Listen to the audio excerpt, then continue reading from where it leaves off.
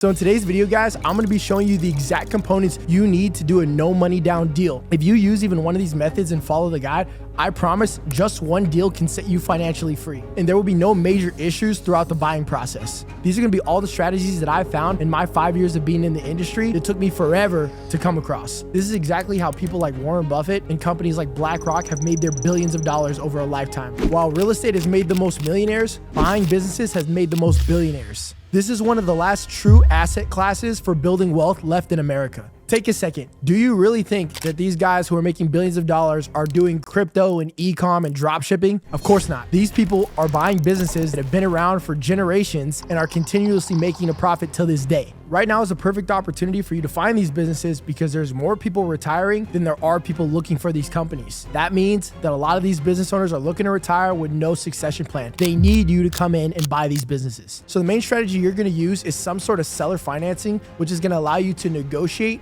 and de-risk any deal you get into. For example, if you want to go out to get a loan for a business and you want to finance it 100% with no money of your own, the first option that everyone talks about is seller financing. Seller financing is where instead of you getting a loan from the bank, you go out there and you talk to the seller of the business and you say, I'm going to pay you the total amount in a monthly installments as if you were the bank. So whatever the total purchase price we agree on will be paid out every single month for the next 5 or 10 years until the total debt is paid off. I hate this strategy. Everyone comes around and they act like it's so easy to get done, and almost every deal happens like this. It's just not the truth. The truth is most deals have some sort of seller financing, but it's almost never 100%. So if you think you're just gonna knock on some business owner's door and get him to give you 100% of his company, you're dead wrong. Now, if you want my strategy, which is guaranteed to work, all you need to do is find out what the total purchase price is, find out what 90% of that value is, and then go get financing for that from the bank. The difference should be held in a seller note by the seller themselves. What a seller note is it's the difference between what the bank will loan on the business and what the seller is willing to carry as a loan to themselves. So for example, if you're looking at a $1 million business and the bank is going to cover $900,000, then the bank is going to say you need to come down with 10%. So instead of you coming up with $100,000 cash to buy the business, you negotiate with the seller that 10% of the total purchase price, which is $100,000, will be paid out after the close of the business over the next 5 years at a certain percentage rate,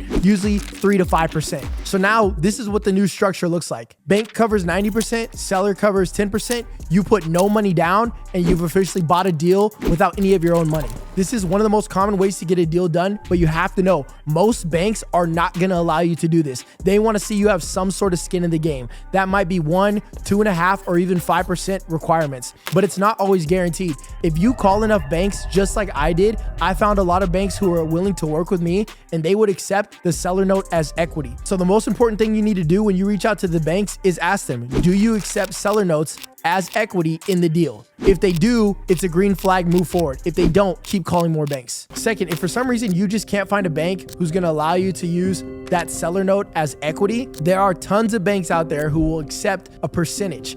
I got my first deal done by going out there and getting a seller to take a 30% note on the total purchase price. And then I had the bank finance the rest. The bank told me they still wanted to see some skin in the game, but they allowed me to reduce my total down payment from 10% to 5%. That means about $50,000 to $70,000 after taxes and fees on a $1.4 million business. Now, one of the best strategies that's almost completely unknown is called the sale-leaseback strategy. This is a key component to how I buy deals. The sale-leaseback is a strategy where you utilize two components, the business and the real estate. There's going to be the business purchase price and the real estate purchase price. What you do is you buy them together as a combo package. So in this example, let's think about when you go to McDonald's. When you go to McDonald's, you buy fries, a burger, and drinks. Do they charge you for each individual price, or do you get a deal when you buy them as a combo? You get a deal, right? That's the same strategy that you're going to use when going and buying these businesses with real estate. Because you're able to negotiate the real estate and the business together as one combo package, you're able to get some sort of decreased price because you're making the transaction a lot easier for the seller. One transaction and then they're done. So now, with you having the ability to have a decreased purchase price, you can now take that contract that you have to go and buy the real estate at a price below market and take it back to market with a sell-leaseback broker who will then broker out the deal find people who are willing to pay market price for the real estate, and come back to you. How the transaction will work is the sell-leaseback broker will sell the real estate, give you the difference for what the market value says and what you negotiated the price to be. Then you could use the cash from selling a piece of real estate that you never owned to put it as a down payment on a business. Take this model, for example. You're looking to buy a business for 2 times profit. It does $500,000 a year. That means the business is valued at $1 million. Next, you find the piece of real estate is worth $2 million market value. So you're gonna go to the seller and you're gonna negotiate the business and the real estate as a package deal for $2 million. What that means is that you're buying essentially the business for $1 million and the real estate for $1 million. So now what the sell-leaseback broker is going to be able to do when you show them this deal, they're going to go out and they're going to sell this real estate for market value. That means $2 million for the price of the real estate. You were able to negotiate that price for $1 million. You bought it for 1, you sold it for 2, the spread is $1 million. Now you can take that millions of dollars of cash that you just earned, and of course you have to pay taxes on it, and take the difference and put it as 10% down on that $1 million business. So now when you run the numbers, this is what it should look like. You sold the real estate for $2 million. $1 million goes back to the seller of the business for the real estate. Then you take a portion of what you just earned in profit between the 2 and 1 million. So with this strategy, what I was able to do is go ahead and sell the real estate for $2 million, pay $1 million to the seller of the business, keep the difference between what I sold it for and what I gave the seller. Within that difference, within that pile of cash that I've just earned, I went and put a 10% down payment onto a different business. With the difference in cash I just earned from flipping the real estate, I can go and now get bank financing and put a down payment on the business side of the transaction. So I'm all in on the business for 10% of the total purchase price, and I get to keep the difference of what I just made off the real estate. Another key component to putting these deals together is understanding the WIBO strategy. That means work in, buy out. What you can do if you have absolutely no money and you're just new to the game, you can go and figure out ways that you can grow a company. You can learn different ways to do financial engineering. With these key models, you can go and talk to business owners and say, give me a portion of equity in exchange for a growth opportunity in this business. The seller's gonna say, what does that mean? Well, here's what it's gonna look like. You're gonna offer to take 30% of the business while the seller keeps 70%. You're gonna put no money into the deal. Then after you've negotiated this contract, you're gonna go and do what you know best about growing this company. That means raising prices, finding opportunity in the market, increasing marketing, increasing sales. After you've done this, you can actually take the articles of incorporation, which are the financial statements that state who the owner is of the business, to the bank after 2 years. Then the bank will say that you've been a part of this company for the last 2 years on financial record and will allow you to take a loan out to cover the difference to buy out your partner.